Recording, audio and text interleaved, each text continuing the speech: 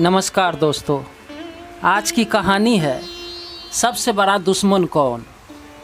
एक बार की बात है, गौतम बुद्ध गांव में पेड़ के नीचे बैठकर गांव वालों को क्रोध के ऊपर समझा रहे थे। उसके ऊपर सत्संग दे रहे थे और समझा रहे थे कि किस प्रकार क्रोध एक इंसान को बुरी तरह से बर्बाद कर देता है। जब किसी इंसान को क्रोध आता है तो वह किसी के बारे में कुछ नहीं सोचता, वह पूर्णतः मूर्ख हो जाता है। इस प्रकार की हरकतें करने लगता है जिससे उसका विनाश निश्चित होता है। सारे गांव वाले इस बात को बहुत ही ध्यान से सुन रहे थे कि क्रोध व्यक्ति कभी भी अपना आपा खो सकता है और किसी के साथ कोई भी व्यवहार कर सकता है। जब यह इस विषय आगे बढ़ने लगा तो गांव वाले इस विषय को बहुत ही ध्यानपूर्वक सुनने लगे, लेकिन बीच में बैठा हुआ एक इंसान थोड़ा विचलित हो रहा था। उसे लग रहा था कि यह सारी बातें उसे सुनाया जा रहा है, क्योंकि उसे क्रोध आ रहा था। जैसे जैसे यह विषय आगे बढ़ता गया, उस व्यक्ति का क्रोध और बढ़ता गया और अपने स्थान पर खड़ा होकर गौतम बुद्ध के पास चला गया। उसके मुंह पर जाके थूक दिया और कहने लगा, क्या फालतू की बात कर रहे हो, क्या बकवास कर रहे हो? हमें तुम्हारी यह फालतू की बात नहीं सुननी है, तुम यहाँ से चले जाओ। जब गांव वालों ने देखा कि वह व्यक्ति गौतम बुद्ध के साथ किस प्रकार का व्यवहार कर रहा है, गांव वाले गुस्सा हो गए और उसे मारने के लिए दौड़ पड़े।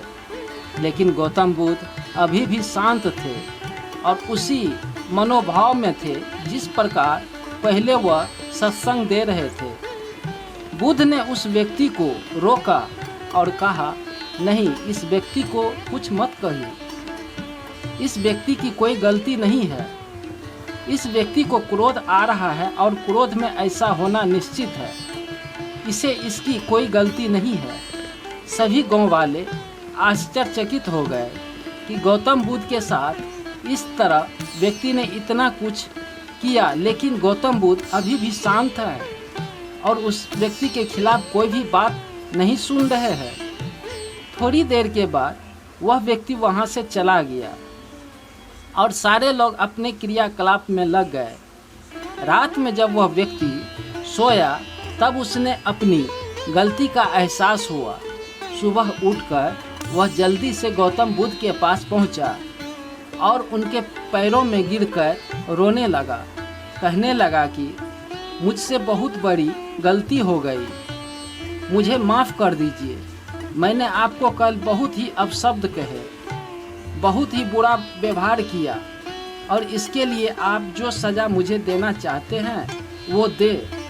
गौतम बुद्ध ने उस व्यक्ति को उठाया और कहा, मैं बीते हुए दिनों की बातों को याद नहीं करता और तुम्हें भी यही करना चाहिए। तुमने अपनी गलती मानी, उससे तुम्हें सीख मिली। क्रोध हर एक इंसान को आता है और वह अपने साथ बहुत कुछ लेकर जाता है। इसलिए अगर आपकी ज़िंदगी में भी कभी क्रोध आता है तो उस समय के लिए गुजार देने का इंतज़ार कीजिए, क्योंकि क्रोध थोड़े समय के लिए आता है लेकिन आपकी ज़िंदगी से बहुत कुछ लेकर चला जाता है। क्रोध पर विजय पाने का एक तरीका है, उस वक्त जाने का इंतज़ार कीजिए जिस वक्त आपको क्रोध आया है। उस वक्त पर आप शांत रहिए और उस पल के गुजर जाने का इंतज़ार कीजिए, जिससे आपकी ज़िंदगी में सब कुछ अच्छा हो जाएगा। होके मायूस यूँ शाम से चलते रहिए, ज़िंदगी भोर है, सूरज सा निकलते रहिए।